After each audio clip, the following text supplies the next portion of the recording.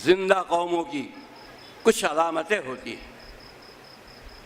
जिंदा कौमों के हाथ में लीडरशिप होती है, क़यादत होती है।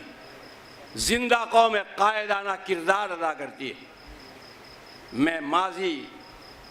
मैं बहुत दूर तक जाने की पोजीशन में नहीं हूँ, वक्त नहीं है, लेकिन मैं माजी के कुछ हिस्सों को जो मेरे सामने है और आपके सामने है, और जिस माजी का ताल्लुक आपके इस मजलिस से है, जो 100 साल के अंदर 19वीं सदी और 20वीं सदी, बल्कि 18वीं सदी, 19वीं सदी और 20वीं सदी के जो हालात गुजरे हैं, मैं एक झलक आपके सामने पेश करके ये बताना चाहूँगा कि जिंदा कौमें किस तरह कायदाना किरदार अदा करती। हमें फ़ख्र है कि हम मुसलमान हैं, हमें फ़ख्र है कि हम इस हिंदुस्तान के शहरी हैं।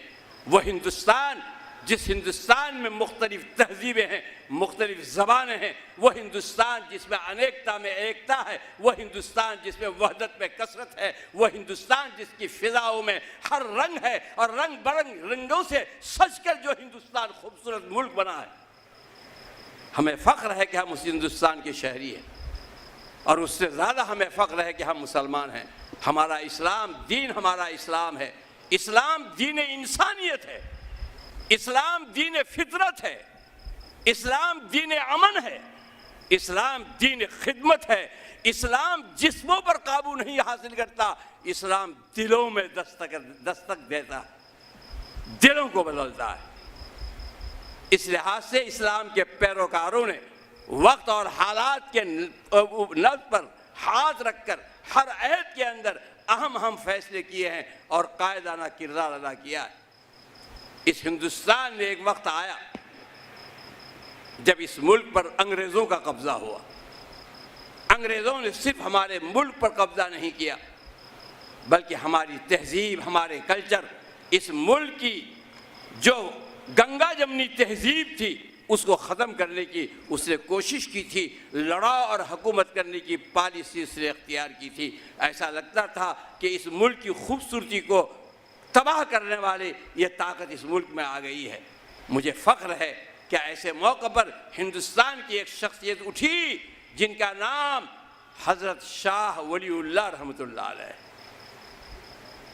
शाह वलीउल्लाह रहमतुल्लाह अलैह उठे और उन्होंने उस वक्त हालात को महसूस किया और इस मुल्क को बचाने के लिए, यहाँ की इंसानियत को तबाही से बचाने के लिए, यहाँ के माहौल के अंदर मोहब्बत को बाकी रखने के लिए, नफ़रत को मिटाने के लिए उन्होंने कोशिश की, इक़दाम किया, रिजाल कार पैदा किए। उन्होंने सबसे पहले तश्कील की, एक जमात की, रिजाल कार की कैडर बनाए और उसके ज़रिए से उन्होंने कोशिश की कि हिंदुस्तान से इन ताकतों के ख़िलाफ़ जद्दोजहद का आगाज़ किया जाए।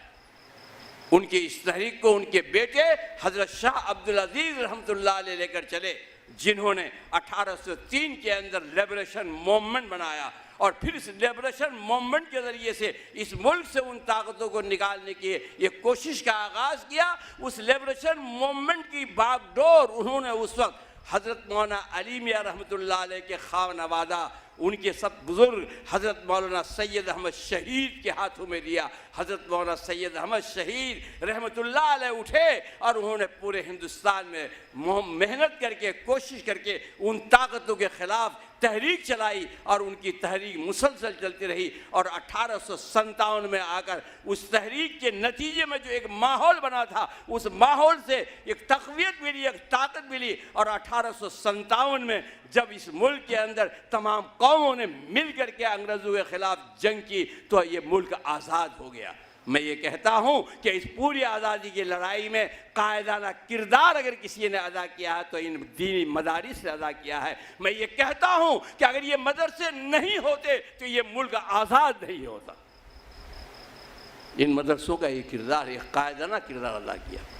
मुझे ये कहते हुए फ़ख्र है कि आपकी इस सरज़मीन के बुज़ुर्गों ने, एक शख्स मैं जिनके नाम को सलाम करता हूँ, वो नाम सिद्दीक़ साहब का है। पहला इस्माइल हसन सिद्दीक़ साहब रहमतुल्लाह अलैह। मैं उनके जज्बात को सलाम करता हूँ। एक शख्स इस सरज़मीन में खड़ा हुआ, उस माहौल में खड़ा हुआ कि उनके सामने दो चीजें थी, एक तरफ मादियत थी और एक तरफ इल्मियत और रूहानियत थी। उनको फैसला करना था कि वो मादियत की तरफ जाएंगे या रूहानियत की तरफ जाएंगे। ये फैसला करना था कि वो रुखसत की जिंदगी गुजारेंगे या कुर्बानी दे करके वो कौम को आगे बढ़ाने के लिए जद्दोजहद करेंगे। ये तारीख में हर शख्स के लिए एक अहम मरहला होता है और उस वक्त अगर वो बेहतरीन फैसला करता है तो कौम जिंदा हो जाती है, और अगर वो ज़रा सी गलती करता है तो लम्हों ने ख़ता की थी सदियों ने सज़ा पाई का मिसाक बन जाती है कौम। मैं आज उनके जज्बात को सलाम करता हूँ कि उन्होंने उस वक्त कलेक्टर डिप्टी कलेक्ट्रेट के वहदे को उन्होंने लात मार दी और उन्होंने ये समझकर कि मेरी कौम को कायदाना किरदार अदा किया करना है, जिस तरह शाह वलीउल्लाह ने और उस वक्त के तमाम मुसलमानों ने कायदाना किरदार अदा किया इस मुल्क को आज़ाद कराने के लिए। आज अगर बलकान की तहरीक के बाद एक नए इनकलाब की दस्तक आ रही है तो उस नए इनकलाब से जो हालात पेश आने वाले हैं और उन हालात के अंदर इस कौम को जो परेशानियाँ उठानी है, मेरी जिम्मेदारी है कि वक्त से पहले हम उसके लिए काम करें। इसीलिए उनकी हिमायत के अंदर एक जमात कायम होती है, पैसे जमा किए जाते हैं, इखलास के साथ पैसा जमा किए गए, पैसों को खर्च करने की ज़रूरत पेश नहीं आई। जंग बलकान ख़त्म हो गई, लेकिन उन पैसों को अगर चाहते तो किसी और काम में लगा सकते थे, मगर उन्होंने कौम को इंसानियत की हिफाजत, कौम की ज़िंदगी के लिए उन्होंने एक अंजुमन की बुनियाद रखी, जो अंजुमन आज 100 साल के अंदर एक तनावर दरख्त बन करके पूरी कौम की ज़िंदगी का एक ख्वाब और एक तस्वीर बन करके हमारे सामने आ गई है।